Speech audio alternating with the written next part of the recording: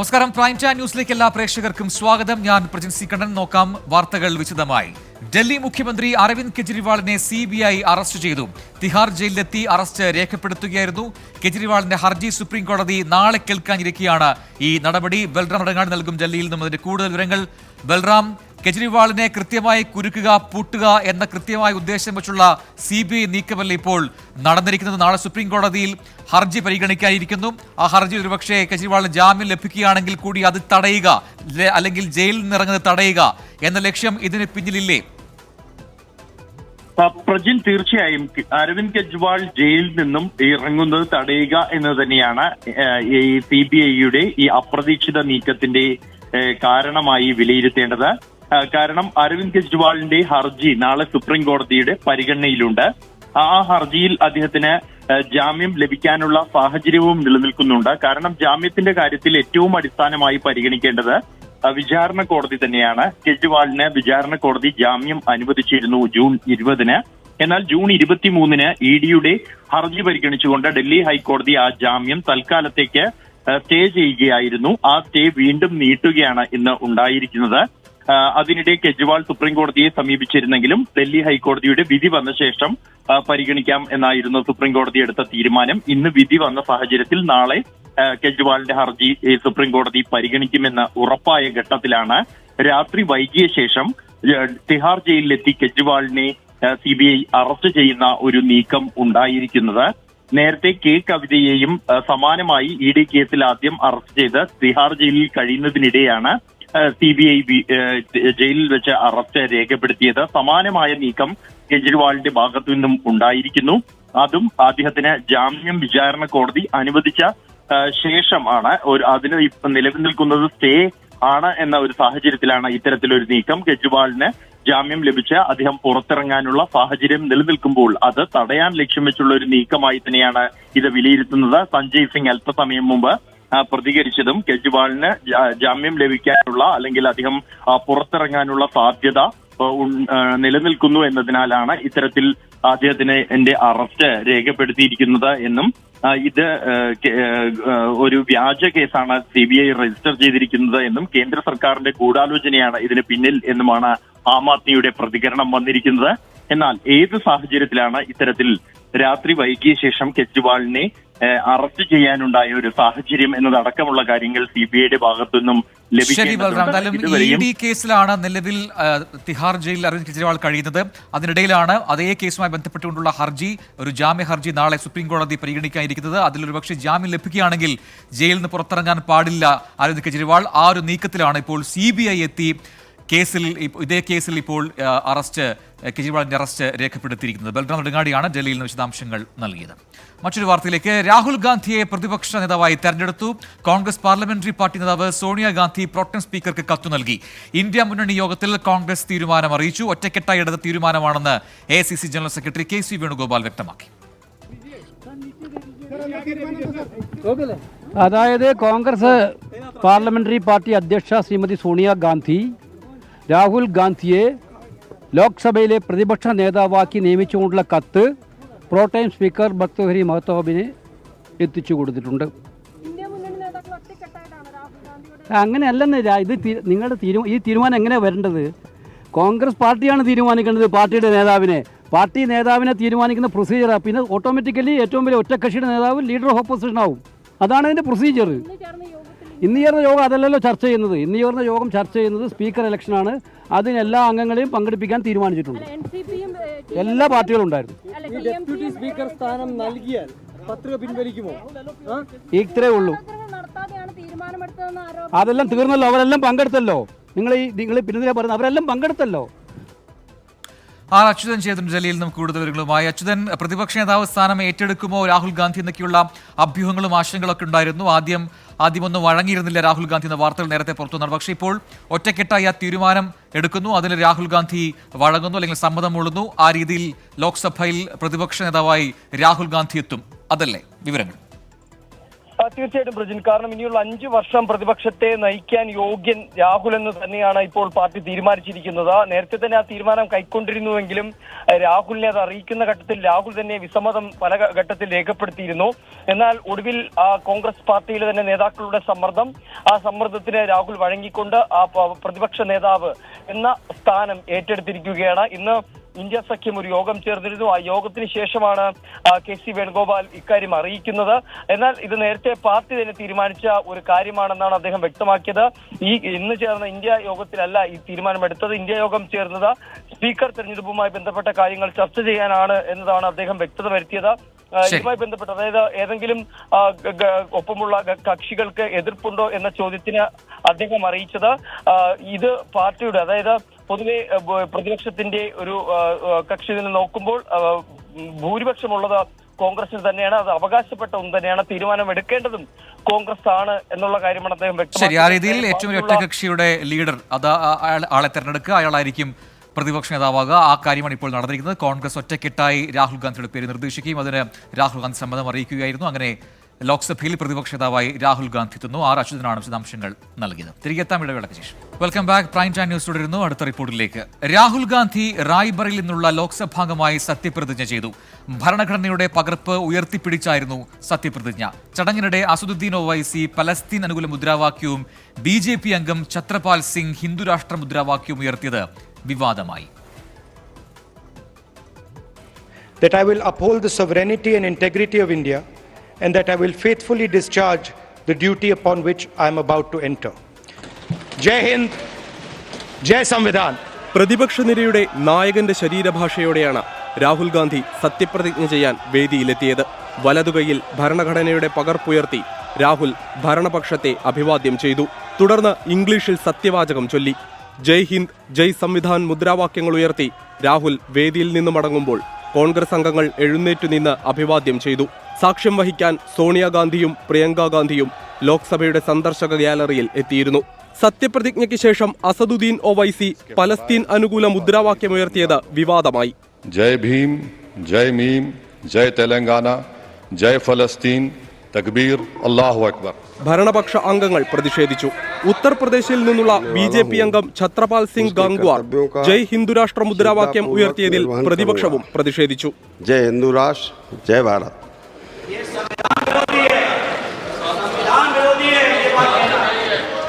വിവാദ പരാമർശങ്ങൾ രേഖയിൽ നിന്ന് ഒഴിവാക്കുമെന്ന് പ്രോട്ടൈം സ്പീക്കർ അറിയിച്ചു. 24 ഡൽഹി. സ്വതന്ത്ര ഇന്ത്യയുടെ ചരിത്രത്തിലാദ്യമായി ലോക്സഭാ സ്പീക്കർ സ്ഥാനത്തേക്ക് മത്സരത്തിന് കളമിറങ്ങി. NDയുടെ ഓം ബിർളയും ഇന്ത്യ സഖ്യത്തിന്റെ കൊടിക്കുന്നിൽ സുരേഷും തമ്മിലാണ് മത്സരം. ഡെപ്യൂട്ടി സ്പീക്കർ സ്ഥാനം വേണമെന്ന ആവശ്യത്തോട് BJP മുഖം തിരിച്ചതോടെയാണ് പ്രതിപക്ഷം സ്ഥാനാർത്ഥിയെ പ്രഖ്യാപിച്ചത്. നാളെയാണ് സ്പീക്കർ തെരഞ്ഞെടുപ്പ്. കോൺഗ്രസ് ഏകപക്ഷീയമായാണ് സ്ഥാനാർത്ഥിയെ പ്രഖ്യാപിച്ചതെന്ന് തൃണമൂൽ കോൺഗ്രസ് വിമർശിച്ചു. 4 അംഗങ്ങളുള്ള YSR കോൺഗ്രസ് NDAയ്ക്ക് പിന്തുണ പ്രഖ്യാപിച്ചിട്ടുണ്ട്. അംഗബലം കൂടിയ പ്രതിപക്ഷം രണ്ടും കൽപ്പിച്ചാണ്. ഭരണകക്ഷിയും പ്രതിപക്ഷവും കൂടിയാലോചിച്ച് സ്പീക്കറുടെ കാര്യത്തിൽ യോജിപ്പിലെത്തുന്നതും ഡെപ്യൂട്ടി സ്പീക്കർ സ്ഥാനം പ്രതിപക്ഷത്തിന് നൽകുന്നതുമായിരുന്നു പതിവ്. കഴിഞ്ഞ 2 തവണയും കേവല ഭൂരിപക്ഷം നേടിയ BJP അത് പാലിച്ചില്ല. എന്നാൽ ഇത്തവണ വിട്ടുകൊടുക്കില്ലെന്നാണ് ഇന്ത്യ സഖ്യത്തിന്റെ നിലപാട്. കേന്ദ്രമന്ത്രി രാജ്നാഥ് സിംഗ് കോൺഗ്രസ് അധ്യക്ഷൻ മല്ലികാർജുൻ ഖാർഗെയുമായി ചർച്ച നടത്തിയെങ്കിലും സമവായത്തിലെത്തിയില്ല. राजनाथ सिंह जी ने कल शाम कहा था कि वो खारगे जी को कॉल रिटर्न करेंगे.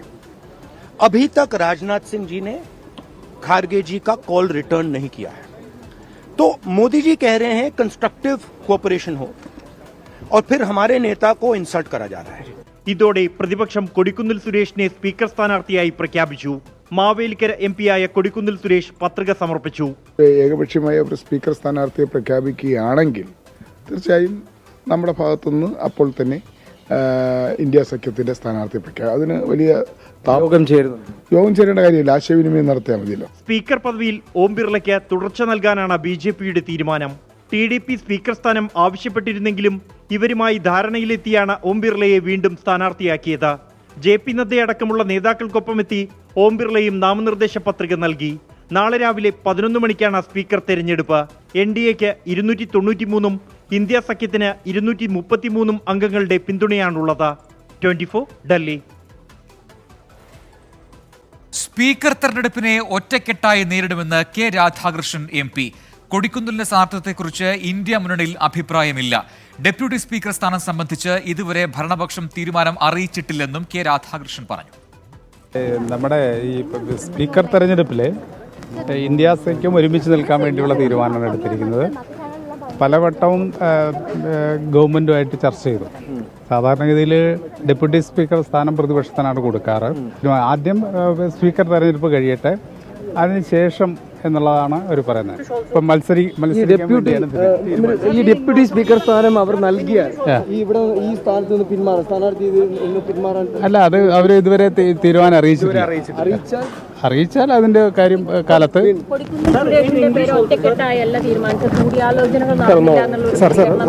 ഇല്ല ഇല്ല ഇല്ല ഇല്ല അതൊന്നും പ്രശ്നമില്ല, എല്ലാവരും യോജിച്ചിട്ടുണ്ട്.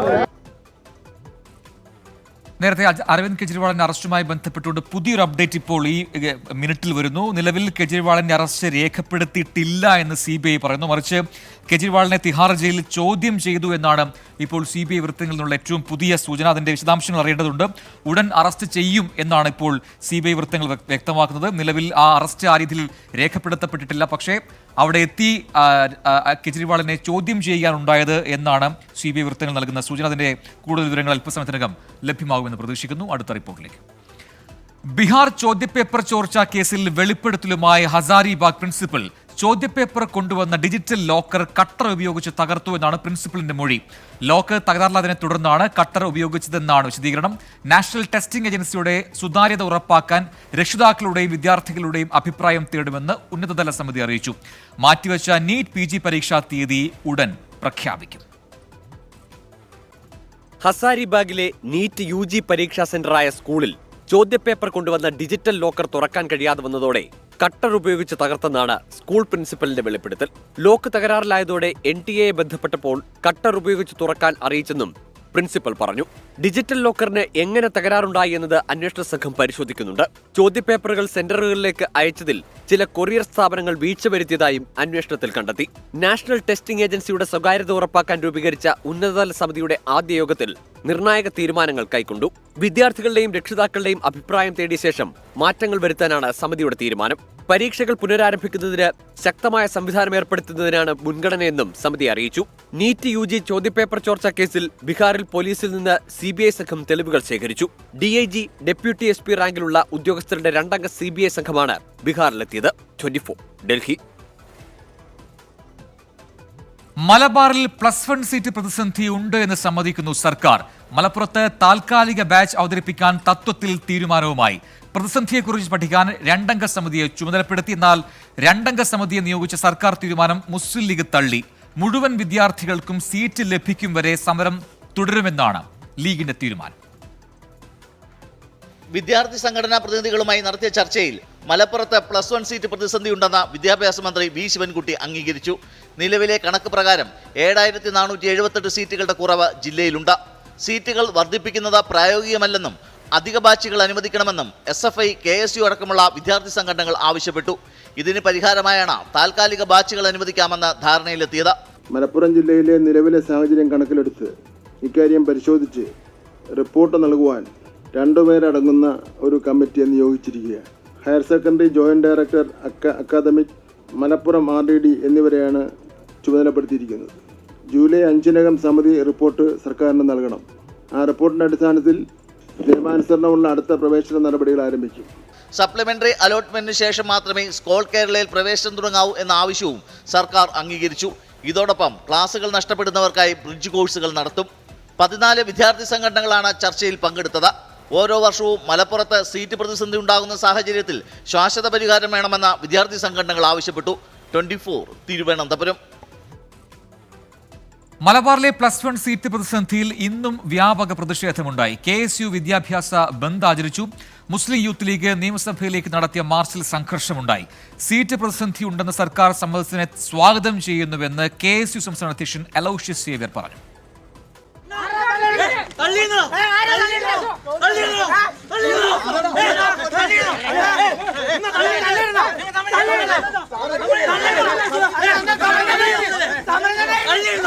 മലപ്പുറത്ത് ഹയർ സെക്കൻഡറി റീജിയണൽ ഡെപ്യൂട്ടി ഡയറക്ടറെ വസതിക്ക് മുന്നിൽ KSU പ്രവർത്തകർ പ്രതിഷേധിച്ചു. തൃശൂരിൽ DEO ഓഫീസിലേക്കും പത്തനംതിട്ട ഹെഡ് പോസ്റ്റ് ഓഫീസിലേക്കും KSU മാർച്ച് നടത്തി. തൃശൂരിൽ പ്രതിഷേധക്കാരെ പോലീസ് അറസ്റ്റ് ചെയ്തു. കോഴിക്കോട് RDD ഓഫീസിലേക്ക് SDPIയും ഫ്രറ്റേണിറ്റി മൂവ്മെന്റും നടത്തിയ മാർച്ചിൽ നേരിയ സംഘർഷമുണ്ടായി.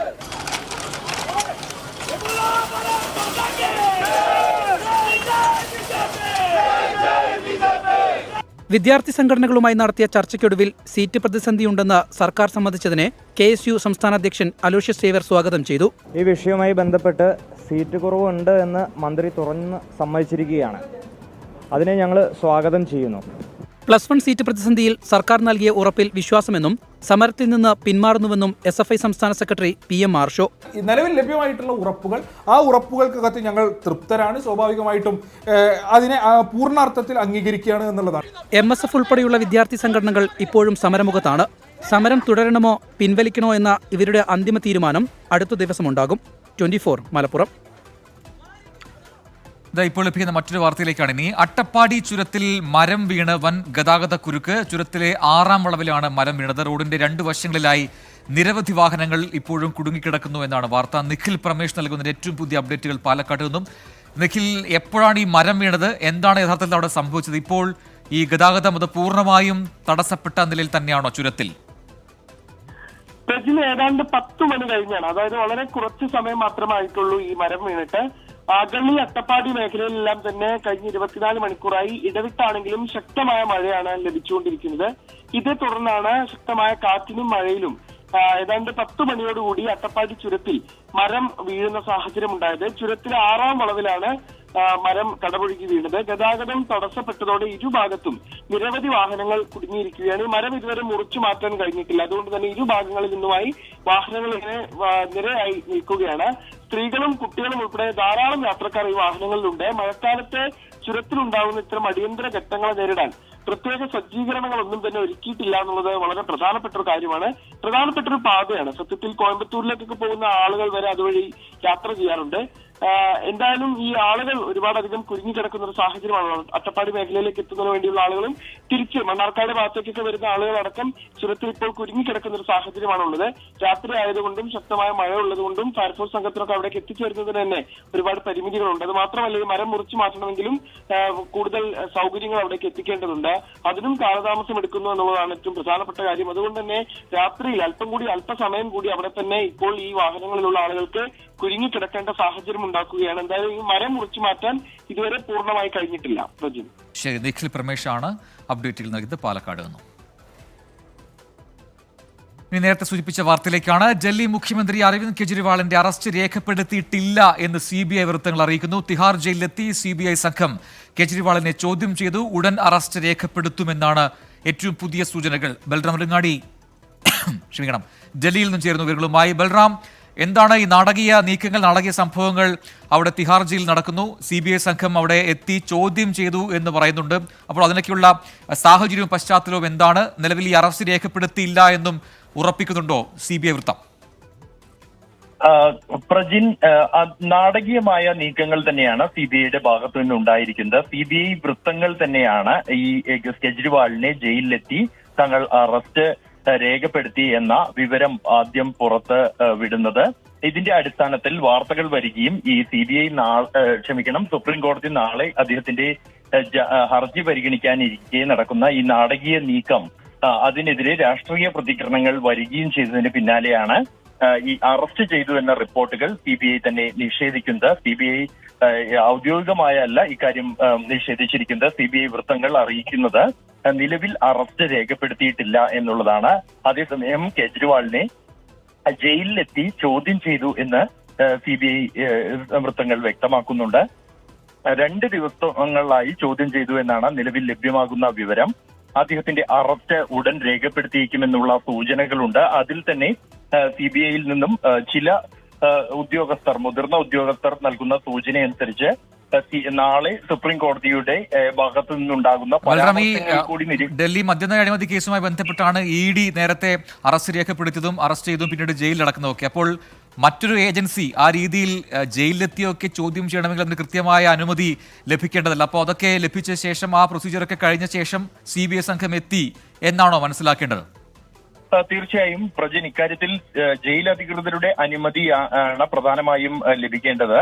അതുൾപ്പെടെ CBIക്ക് നിലവിൽ ലഭിച്ചിട്ടുണ്ട് എന്ന് തന്നെയാണ് CBI വൃത്തങ്ങൾ അറിയിക്കുന്നത്. എങ്കിൽ മാത്രമേ ഈ ചോദ്യം ചെയ്യലോ അറസ്റ്റോ എല്ലാം തന്നെ സാധ്യമാവുകയുള്ളൂ. ഈ ഡൽഹി മദ്യനയ അഴിമതിയുമായി ബന്ധപ്പെട്ട CBI ആണ് ആദ്യ കേസ് രജിസ്റ്റർ ചെയ്യുന്നത്. അതിലെ കള്ളപ്പണ ഇടപാടുമായി ബന്ധപ്പെട്ട് പിന്നീടായിരുന്നു എൻഫോഴ്സ്മെന്റ് ഡയറക്ടറേറ്റ് കേസെടുക്കുന്നത്.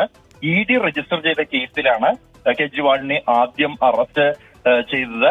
ഈ ED കേസിൽ നിലവിൽ ഇപ്പോൾ അദ്ദേഹം ജയിലിൽ കഴിയുന്നതിനിടെയാണ് ഇപ്പോൾ CBI അദ്ദേഹത്തെ ചോദ്യം ചെയ്യുന്നത്. CBI നിലവിൽ കെജ്രിവാളിനെതിരെ കേസെടുത്തിട്ടില്ല. എന്നാൽ അദ്ദേഹത്തിനെതിരെ കേസെടുത്ത് അറസ്റ്റിലേക്ക് നീങ്ങാനുള്ള ഒരു നീക്കമാണ് ഇപ്പോൾ CBI നടത്തുന്നത്. അതിന്റെ ഭാഗമായാണ് ഈ ചോദ്യം ചെയ്യൽ എന്നുമാണ് നിലവിൽ CBI വൃത്തങ്ങളിൽ നിന്ന് മനസ്സിലാക്കാൻ കഴിയുന്നത്. ഈ സുപ്രീം കോടതിയുടെ ഭാഗത്തു നിന്ന് ഏത് തരത്തിലുള്ള നീക്കമായിരിക്കും ഉണ്ടാകുക എന്ന് കൂടി അറിഞ്ഞ ശേഷം മാത്രമേ അറസ്റ്റിലേക്ക് കടക്കൂ എന്ന തരത്തിലുള്ള സൂചനകളും ചില ഉദ്യോഗസ്ഥരിൽ നിന്നും ലഭിക്കുന്നുണ്ട്. എന്തായാലും നിലവിൽ ഇപ്പോൾ അദ്ദേഹത്തിന്റെ അറസ്റ്റ് രേഖപ്പെടുത്തിയിട്ടില്ല എന്ന് തന്നെയാണ് CBI വൃത്തങ്ങൾ അറിയിക്കുന്നത്. ശരി, എന്തായാലും ഈ നാടകീയ നീക്കങ്ങളിൽ നിന്ന് ഒരു കാര്യം വ്യക്തമാണ്. അരവിന്ദ് കെജ്രിവാളിനെ ഒരു രീതിയിലും ഒരു ഘട്ടത്തിലും ജയിലിൽ നിന്ന് പുറത്തിറങ്ങാൻ അനുവദിക്കരുത് എന്ന ഒരു ലക്ഷ്യമുണ്ട് കേന്ദ്ര ഏജൻസികൾക്ക് എന്ന് വ്യക്തമാണ്. ആ രീതിയിൽ ഇപ്പോൾ ED അറസ്റ്റ് ചെയ്ത് ജയിലിലടച്ച ആളെ വീണ്ടും CBI സംഘം എത്തി അറസ്റ്റ് ചെയ്യാനുള്ള നീക്കങ്ങൾ നടക്കുന്നു.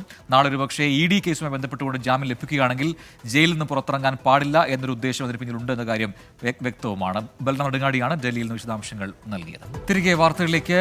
മൂന്നാറിൽ കനത്ത മഴയിൽ വീടിന് മുകളിലേക്ക് മണ്ണിടിഞ്ഞു വീണ് ഒരു മരണം. കൊച്ചി വടുതലയിൽ കാറിന് മുകളിലേക്ക് മരം ഒടിഞ്ഞു വീണു. കനത്ത മഴയിൽ കൊച്ചി അംബേദ്കർ കോളനിയിലെ വീടുകളിലടക്കം വെള്ളം കയറി. കോഴിക്കോട്, കണ്ണൂർ, പത്തനംതിട്ട ജില്ലകളിൽ ശക്തമായ മഴ തുടരുകയാണ്. ഇടുക്കി ദേവികുളം താലൂക്കിലെ വിദ്യാഭ്യാസ സ്ഥാപനങ്ങൾക്ക് നാളെ അവധി പ്രഖ്യാപിച്ചിട്ടുണ്ട്. ഉച്ചയ്ക്ക് ശേഷം പെയ്ത ശക്തമായ മഴയെ തുടർന്നാണ് മൂന്നാർ സ്വദേശി കുമാറിന്റെ വീടിന് മുകളിലേക്ക് മണ്ണിടിഞ്ഞത്. കുമാറിന്റെ ഭാര്യ മാല മണ്ണിനടിയിലകപ്പെട്ടു. ഫയർഫോഴ്സും നാട്ടുകാരും ചേർന്ന് മാലയെ പുറത്തെടുത്തെങ്കിലും ആശുപത്രിയിൽ എത്തും മുമ്പ് മരിച്ചു. മേഖലയിൽ വീണ്ടും മണ്ണിടിച്ചിൽ സാധ്യതയുള്ളതിനാൽ പ്രദേശത്തെ കുടുംബങ്ങളെ മാറ്റിപ്പാർപ്പിച്ചു. മഴ ശക്തമായതോടെ ഇടുക്കിയിലെ മലയോര മേഖലയിൽ കൂടിയുള്ള രാത്രിയാത്രയും നിരോധിച്ചു. നാളെ രാവിലെ 6 വരെയാണ് നിയന്ത്രണം. മൂന്നാർ ഹെഡ്വർക്ക് ഡാമിന്റെ ഒരു ഷട്ടർ 10 സെന്റിമീറ്റർ ഉയർത്തി. മുതിരപ്പുഴയാർ തീരത്ത് ജാഗ്രതാ നിർദ്ദേശം നൽകി. കൊച്ചി വടുതലയിൽ കാറിന് മുകളിലേക്ക് മരം ഒടിഞ്ഞു വീണു. അത്ഭുതകരമായാണ് യാത്രക്കാർ രക്ഷപ്പെട്ടത്. ജില്ലയിൽ മഴ തുടരുന്നതിനാൽ മലയോര മേഖലകളിലെ രാത്രിയാത്ര ഒഴിവാക്കണമെന്ന് ജില്ലാ കളക്ടർ നിർദ്ദേശിച്ചു. പത്തനംതിട്ട ജില്ലയിലും ശക്തമായ മഴ തുടരുകയാണ്. പമ്പ നദിയിൽ ജലനിരപ്പ് കൂടിയതോടെ കുറുമ്പൻമൊഴി കോസ്വേ മുങ്ങി.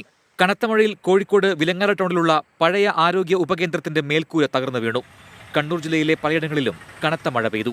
വിവിധ ബ്യൂറോകൾക്കൊപ്പം 24 ഇടുക്കി. TP ചന്ദ്രശേഖരൻ വധക്കേസ് പ്രതികൾക്ക് ശിക്ഷ ഇളവ് നൽകാനുള്ള നീക്കത്തിൽ നിയമസഭ സ്തംഭിപ്പിച്ച് പ്രതിപക്ഷ പ്രതിഷേധം. ഇളവ് നൽകാൻ നീക്കമുണ്ടായിട്ടില്ലെന്ന് പറഞ്ഞ സ്പീക്കർ അടിയന്തര പ്രമേയത്തിന് അനുമതി നിഷേധിച്ചു. സ്പീക്കറുടെ നടപടിയെ പ്രതിപക്ഷം രൂക്ഷമായി വിമർശിച്ചു. അതേസമയം കാര്യോപദേശക സമിതി യോഗത്തിൽ നിയമസഭാ സമ്മേളനം വെട്ടിച്ചുരുക്കാൻ തീരുമാനമായി. TP ചന്ദ്രശേഖരൻ വധക്കേസിലെ പ്രതികൾക്ക് ശിക്ഷാ ഇളവ് നൽകുന്നത് സഭ നിർത്തിവെച്ച് ചർച്ച ചെയ്യണമെന്നാവശ്യപ്പെട്ട് KK രമയാണ് അടിയന്തര പ്രമേയത്തിന് നോട്ടീസ് നൽകിയത്. സർക്കാർ അങ്ങനെ ഒരു നീക്കം നടത്തുന്നില്ലെന്ന് പറഞ്ഞ സ്പീക്കർ AN ഷംസീർ അടിയന്തര പ്രമേയത്തിന് അവതരണാനുമതി നിഷേധിച്ചു.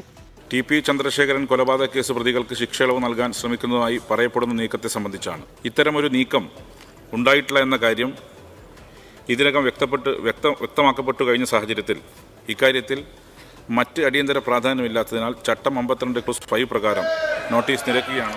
സർക്കാർ പറയേണ്ടത് സ്പീക്കർ പറഞ്ഞത് അനൗചിത്യമാണെന്ന് പ്രതിപക്ഷ നേതാവ്. സ്പീക്കർ വഴങ്ങാതായതോടെ പ്രതിപക്ഷം പ്രതിഷേധവുമായി നടുത്തളത്തിലിറങ്ങി. നടപടികൾ വേഗത്തിൽ പൂർത്തിയാക്കി സഭ ഇന്നത്തേക്ക് പിരിഞ്ഞു. അങ്ങേക്ക് എല്ലാ ബഹുമാനവും എല്ലാ ഘട്ടത്തിലും നൽകിയിട്ടുണ്ട്. ഇതിനപ്പുറത്ത് സംസാരിക്കാൻ പറ്റില്ല. ഈ ഫ്ലോറിനകത്ത് എത്രയോ തവണ ഡിസ്കസ് ചെയ്തതാണ്. TP ചന്ദ്രശേഖരൻ വധക്കേസ് പ്രതികൾ സർക്കാർ ഒത്താശയോടെ ജയിലിൽ അഴിഞ്ഞാടുകയാണെന്ന് പ്രതിപക്ഷ നേതാവ് VD സതീശൻ. സർക്കാരിന്, മുഖ്യമന്ത്രിക്കും മന്ത്രിമാർക്കും അടക്കം പുറത്തിറങ്ങാൻ പറ്റാത്ത രീതിയിലുള്ള പ്രക്ഷോഭങ്ങൾക്ക് കേരളം സാക്ഷ്യം വഹിക്കേണ്ടി വരും. ഉന്നതതല ഗൂഢാലോചന പുറത്തു വരുമെന്ന ഭയം കൊണ്ടാണ് സർക്കാർ പ്രതികൾക്ക് ഇളവ് നൽകാൻ നീക്കം നടത്തുന്നതെന്ന് KK രമ. ശിക്ഷാ ഇളവ് നൽകരുതെന്നാവശ്യപ്പെട്ട് KK രമ ഗവർണറെ കണ്ടു. മുഖ്യമന്ത്രിയുടെ മുഖത്ത് നോക്കി ചോദിക്കാനുള്ള ഒരുപാട് ചോദ്യങ്ങളുണ്ട് ഈ വിഷയവുമായി ബന്ധപ്പെട്ട്. അതിനെയൊക്കെ സർക്കാർ ഭയക്കുന്നു, മുഖ്യമന്ത്രി ഭയക്കുന്നു. അതിനിടെ ജൂലൈ 25 വരെ നിശ്ചയിച്ചിരുന്ന നിയമസഭാ സമ്മേളനം വെട്ടിച്ചുരുക്കി. ജൂലൈ 11 സമ്മേളനം അവസാനിപ്പിക്കാൻ കാര്യോപദേശക സമിതി യോഗം തീരുമാനിച്ചു. 24 തിരുവനന്തപുരം. പാലക്കാട് കാഞ്ഞിരപ്പുഴ മുണ്ടൻകുന്ന് പട്ടികവർഗ ഗ്രാമത്തിൽ 3 പേർ മരിക്കാനിടയായ സംഭവത്തിൽ അടിയന്തര റിപ്പോർട്ട് തേടി മന്ത്രി OR കേളു. ജലജന്യ രോഗങ്ങളെ തുടർന്നാണ് മരണമെന്നാണ് സൂചന. പാലക്കാട് ജില്ലാ കളക്ടറോടും പട്ടികവർഗ വികസന വകുപ്പ് ഡയറക്ടറോടും സ്ഥലം സന്ദർശിച്ച് റിപ്പോർട്ട് നൽകാൻ മന്ത്രി നിർദ്ദേശിച്ചു. പട്ടികവർഗ ഗ്രാമത്തിലെ താമസക്കാർക്ക് ആവശ്യമായ മറ്റ് സൗകര്യങ്ങൾ ലഭ്യമാക്കാനും വകുപ്പ് അധികൃതർക്ക് മന്ത്രി നിർദ്ദേശം നൽകി.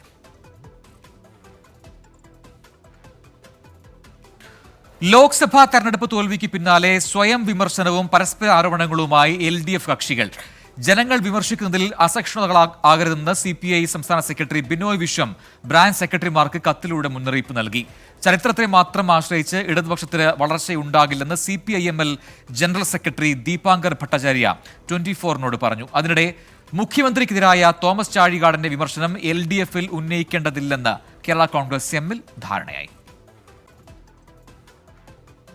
ബ്രാഞ്ച് സെക്രട്ടറിമാർക്ക് അയച്ച കത്തിലാണ് CPI സംസ്ഥാന സെക്രട്ടറിയുടെ വിമർശനങ്ങൾ.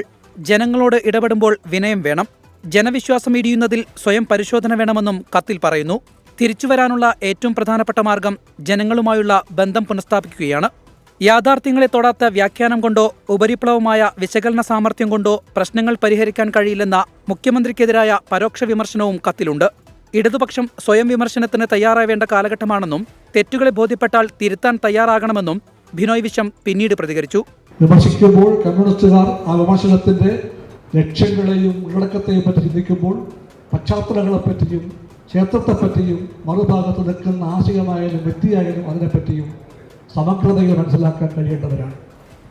ഇടതു പാർട്ടികളും കോൺഗ്രസും കേരളത്തിലെ BJPയുടെ വളർച്ചയെ അതീവ ഗൗരവത്തോടെ കാണണമെന്ന് CPIML general secretary Dipankar Bhattacharya 24-നോട് പറഞ്ഞു. See, the left should not depend only on the past. You cannot depend on just the history.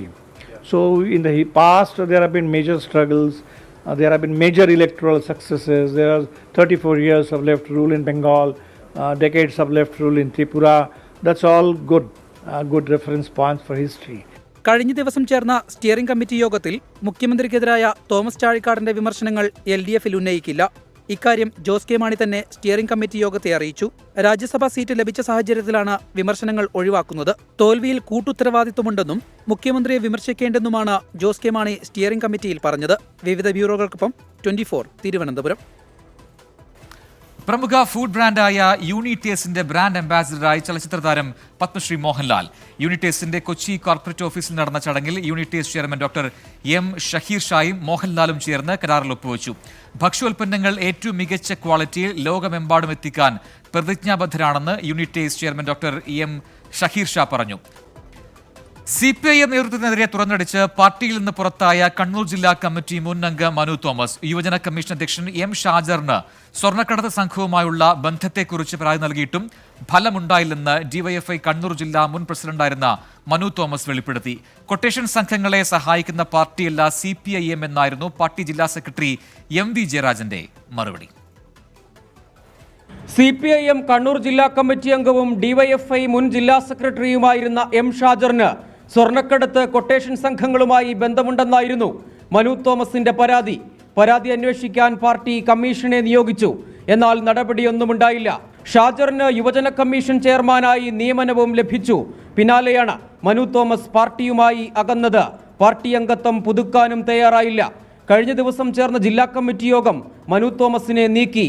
പിന്നാലെ വിമർശനങ്ങൾ തുറന്നു പറഞ്ഞു മനു. ഏതെങ്കിലും വ്യക്തികളെ കേന്ദ്രീകരിച്ചല്ല ഈ വിഷയമുള്ളത്. ഇതൊരു പൊതു നിലപാടിൻ്റെ വിഷയം പാർട്ടിക്കകത്ത് എടുക്കേണ്ടതാണ്. പാർട്ടി ആ കാര്യത്തിനകത്ത് നിലപാട് എടുത്തിട്ടുണ്ട്. ഈ കൊട്ടേഷൻ സംഘങ്ങൾക്കെതിരെ പാർട്ടി എടുത്തിട്ടുണ്ട്. പക്ഷേ അത് വളരെ വൈകിപ്പോയിരുന്നു. അപ്പോഴേക്കും ഇതിനെ വിഴുങ്ങാൻ മാത്രം അവർ വളർന്നിരുന്നു. ഏറ്റവും അവസാനം പാർട്ടി അത് തിരിച്ചറിഞ്ഞ് നടപടികൾ സ്വീകരിച്ചിട്ടുണ്ട്. അതൊരു പരിധിവരെ പാർട്ടിക്ക് ഗുണകരമായിട്ടുമുണ്ട്. സ്വർണ്ണക്കടത്ത് കൊട്ടേഷൻ സംഘങ്ങൾക്ക് പാർട്ടിയിൽ നിന്ന് സഹായം ലഭിക്കുന്നു. ചില നേതാക്കൾ ഇവരുമായി ഇപ്പോഴും ബന്ധം പുലർത്തുന്നുവെന്നും കുറ്റപ്പെടുത്തൽ. മനുവിന് മറുപടിയുമായി CPIM കണ്ണൂർ ജില്ലാ സെക്രട്ടറി MV ജയരാജൻ. കൊട്ടേഷൻ സംഘങ്ങളെ പാർട്ടി സഹായിക്കുന്നില്ല. ഷാജറിനെതിരായ പരാതി വസ്തുതയില്ലെന്ന് കണ്ടെത്തി തള്ളിയതാണെന്നും MV ജയരാജൻ. പാർട്ടിക്ക് നൽകിയ പരാതിയെക്കുറിച്ച് പാർട്ടി പരിശോധിച്ചിട്ട് അതിലൊരു കഴമ്പുമില്ലെന്നാണ് തെളിഞ്ഞത്. പാർട്ടിയിലുള്ള ഒരാൾക്കും കൊട്ടേഷൻ സംഘവുമായി ബന്ധമില്ല. ഇത് വെറുതെ പറയുന്നതല്ല. ഇത് കുറച്ച് കാലമായി പാർട്ടിയുടെ ജില്ലാ സെക്രട്ടറിമാർ നടത്തിയിട്ടുള്ള വാർത്താ സമ്മേളനത്തിൻ്റെ കുറിപ്പുകളിൽ ഈ കാര്യം പാർട്ടിയുടെ ഒരാൾക്കും കൊട്ടേഷൻ സംഘവുമായി ബന്ധമില്ലെന്ന് വ്യക്തമാക്കുന്നതാണ്. 24 കണ്ണൂർ. ഇവിടെ പ്രൈം ടൈം ന്യൂസ് പൂർത്തിയാവുന്നു. Good night.